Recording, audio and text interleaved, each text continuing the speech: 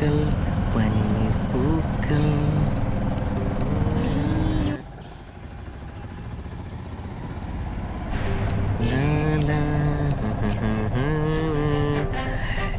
പാട്ടം നിർത്തിക്ക്, എന്നിട്ട് മേം പോയിക്കേ.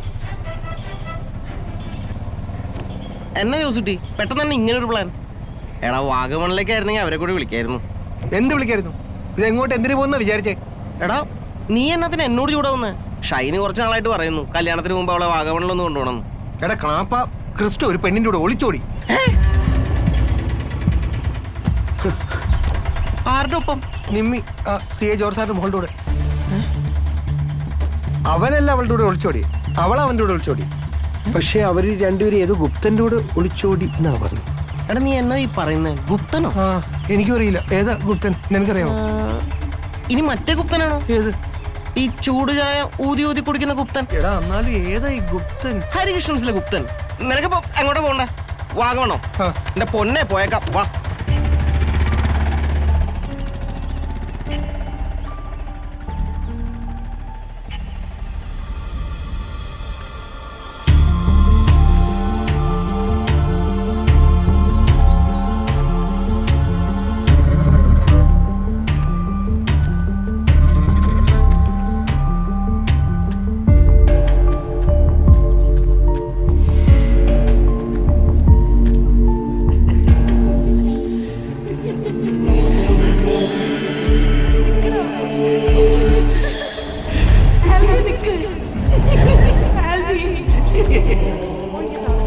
കണ്ടോ, ഇതെല്ലാം ഓരോ ഗുപ്തന്മാരാ.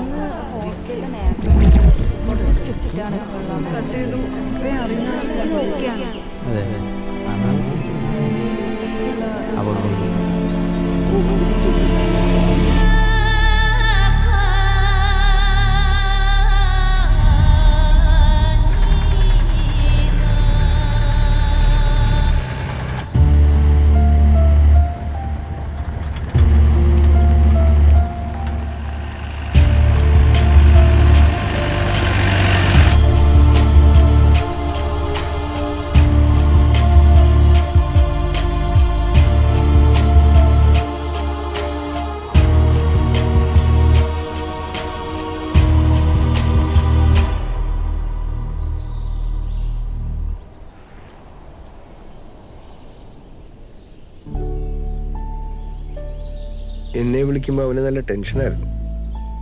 ഇപ്പൊ കണ്ടില്ലേ എത്ര കൂളായിട്ടായിരിക്കുന്നതെന്ന്. നിമ്മിയുടെ കാര്യം പറയാൻ അവൻ ആദ്യം വിളിക്കുന്നത് എന്നെയാ. അവൻ എന്തൊക്കെ പ്രശ്നങ്ങളുണ്ടെങ്കിലും എത്ര ഫ്രണ്ട്സ് ഉണ്ടെങ്കിലും ആദ്യം അവൻ എന്നെ വിളിക്കും. എന്നെ കിട്ടിയില്ലെങ്കിൽ അവൻ സിസ്ലിയെ വിളിക്കും. അവനറിയാം അവൻ എന്തെങ്കിലും പ്രശ്നമുണ്ടെങ്കിൽ അവൻ്റെ ചാച്ചനും അമ്മയും അത് പരിഹരിച്ചു കൊടുക്കുന്നു. ക്രിസ്റ്റോ ഇപ്പോഴത്തെ പിള്ളേരെ കൂട്ട് തന്നെ അവരുടെ എല്ലാ ഇഷ്ടങ്ങളും അവനും ഉണ്ട്. പക്ഷെ അതിലൊന്നും അവൻ അഡിക്റ്റഡ് അല്ല. ഞങ്ങൾക്കൊക്കെ ഉണ്ടായിരുന്നു ഇതുപോലെ ഒരുപാട് താല്പര്യങ്ങൾ. പക്ഷെ എന്തൊക്കെ ഒരു പേടിയുണ്ടായിരുന്നു. വീട്ടിലറിയുമോ, അവരറിഞ്ഞ എന്ത് വിചാരിക്കും. പക്ഷെ ഇന്ന് നിങ്ങൾക്ക് അങ്ങനെ ഒരു പേടിയുടെ ആവശ്യമൊന്നുമില്ല. നിങ്ങളെ നന്നായി മനസ്സിലാക്കുന്ന പേരൻസാണ് നിങ്ങൾക്കുള്ളത്. എന്നിട്ടും നിമ്മി എന്താ അവരോട് കാര്യം പറഞ്ഞേ? പപ്പയോടും മമ്മിയോടും. അതന്നെ മമ്മിയോടെങ്കിലും പറയാഞ്ഞേ? സാരമില്ല.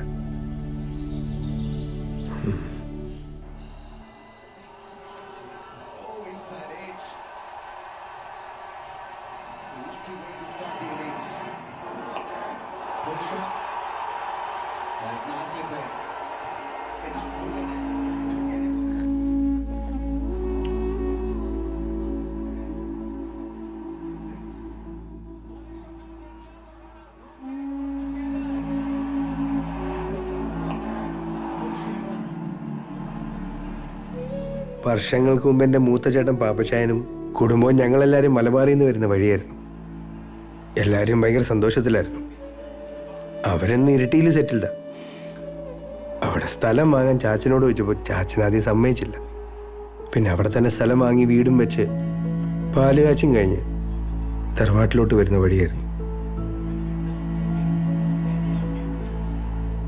അന്ന് ഇവൻ 5 വയസ്സാ. ഞാൻ അവന് പേരിട്ട് ക്രിസ്റ്റോ എന്ന്.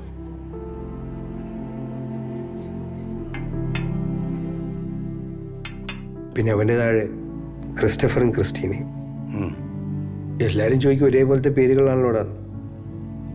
ഇതൊക്കെ ഇടാൻ നീ ഒരുപാട് കഷ്ടപ്പെട്ട് കാണുമല്ലോ. അപ്പനും അമ്മയും പോയ വിഷമം ഞങ്ങൾ അവനെ അറിയിച്ചിട്ടേ ഇല്ല.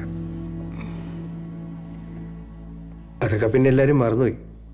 എത്ര എത്ര അപകടങ്ങളാ ആരോർക്കാൻ. സാരൻ ടീച്ചർ ഈ നാട്ടിൽ പുതിയതായതുകൊണ്ടാണ് ഇതൊന്നും അറിയായിരുന്നേ. നിമ്മി മോളെ, മുന്നോട്ടുള്ള നിന്റെ ജീവിതത്തിൽ ഇതേപോലത്തെ സാഹചര്യങ്ങളുണ്ടാവും.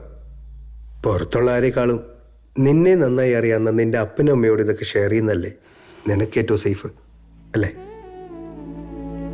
ഇപ്പം ആരും ഒന്നും അറിഞ്ഞിട്ടില്ല. ഇനി മുതൽ നിനക്ക് ഞങ്ങളോട് എന്തും പറയാം. ഞങ്ങളുണ്ട് നിന്റെ കൂടെ, കേട്ടോ? ശരി സാർ. ശരി ഹോസ്റ്റൽ. ബാക്കി കളി വീട്ടിൽ പോയി കാണാം. അമ്മച്ചി അവിടെ നോക്കിയിരിക്കും. വാ. ആ നിമ്മി, നാളെ കൊയർ പ്രാക്ടീസിന് വരാൻ മറക്കല്ലേ? ശരി എന്നാ. ശരി വന്നേ.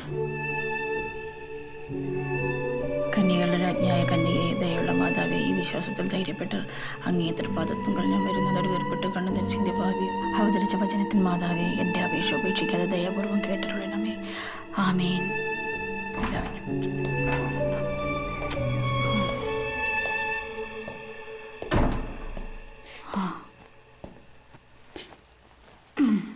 എടി മേൽവൻ വിളിച്ചായിരുന്നു കേട്ടോ.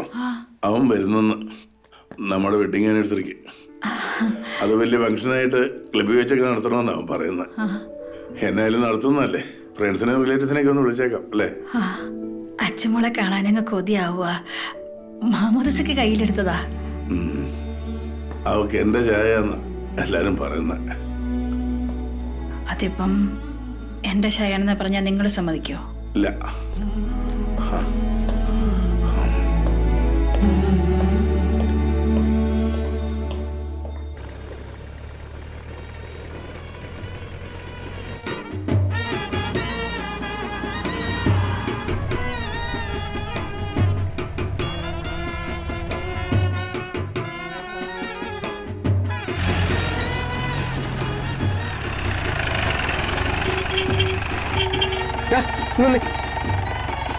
എന്നാടാ?